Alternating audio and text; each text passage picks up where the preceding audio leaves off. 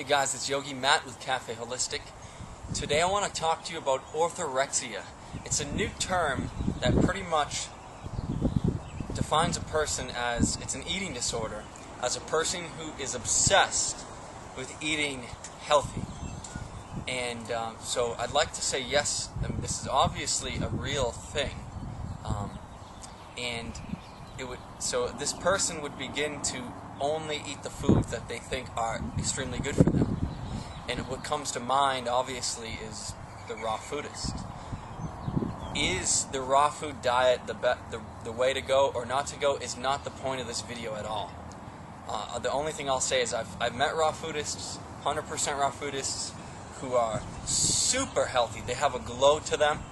And I've met 100% raw foodists who are clearly not in good health, not in physical health or emotional, mental health. So that is what I have to say about that.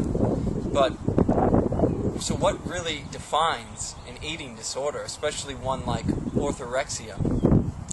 And that is, what is driving the behavior to eat this way, to eat, in this case, super healthy? And if it is truly an eating disorder, it likely stems from some type of deep insecurity, some likely deep childhood insecurity, and in which this person does not feel complete as they are. They feel the need to create an ideal in which they need to attain to be perfect. Clearly there's something going on here. There's something deeper going on. And so how do you tell if, because I eat super healthy, I know a lot of people, other people who eat super healthy, how do you know if there's something deeper affecting why you're doing this?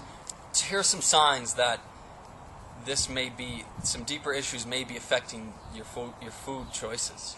And one is, does the thought of food consume your thinking all day long? Or a good chunk of it? Are you constantly planning out your next meal in your head?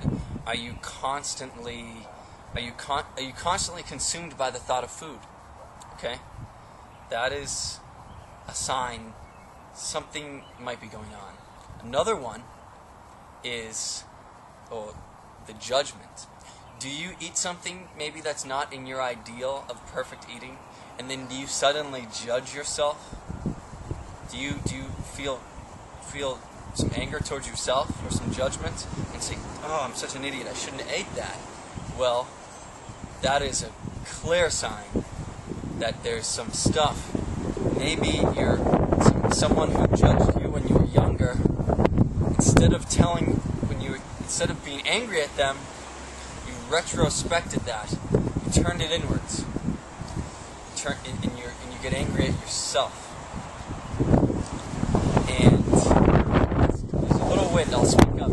This can be happening on the subconscious level. Okay? That's how subtle eating disorders are. Any type of really issue in which it's manifesting in your life, whether it be a positive way, whether you say, okay, I want to be perfect, I want to achieve, and you can achieve some great things through some insecurities driving your motivation. Or there's a flip side in which people can go into absolute depressions and can eat and can really do damage to their body. They can drink themselves silly. They can have relationship issues in which they can't have a healthy relationship. So I would say healthy eating is really not the worst ways deeper issues can manifest, but they're still there, and you want to be aware of them, because especially if they're causing problems in your life. Another sign that you may have some type of possibly eating disorder is, so instead of judging yourself, you're judging other people.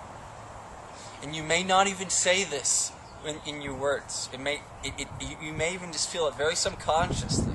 Like you'll see someone eating something, whether it be bread like a raw foodist would think bread is very unhealthy. But even McDonald's, and you feel a judgment. You feel it like, oh man, this person, something that, you know, you think you're right.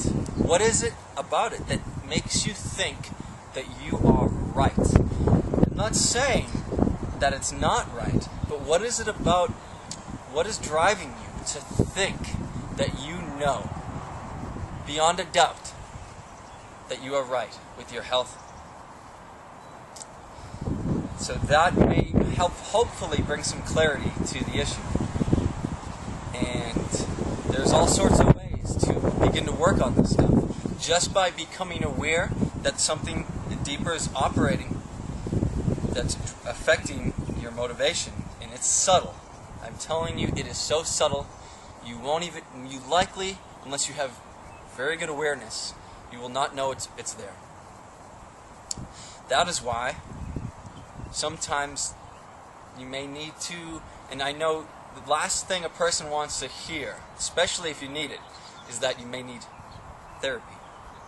You may need to work on the childhood stuff that you've literally repressed. You don't even know it's there. You won't know it is there at all. And I would recommend a more holistic therapy.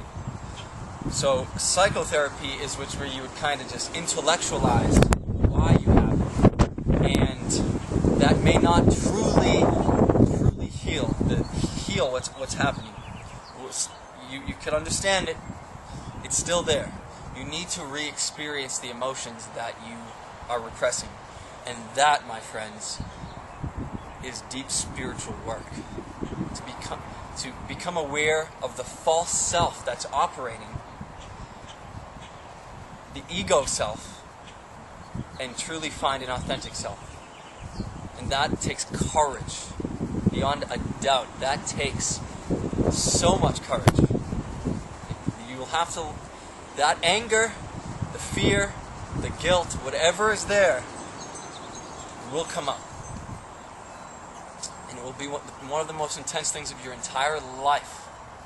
So it will take courage. I'd recommend one of the holistic therapies, breath work, very good. Shadow work, recommend that as well. Or just a holistic therapist that understands beyond the kind of the Western paradigm, a little bit more deeper things operating. So hopefully this was helpful. May you find the courage to find the true self. Namaste.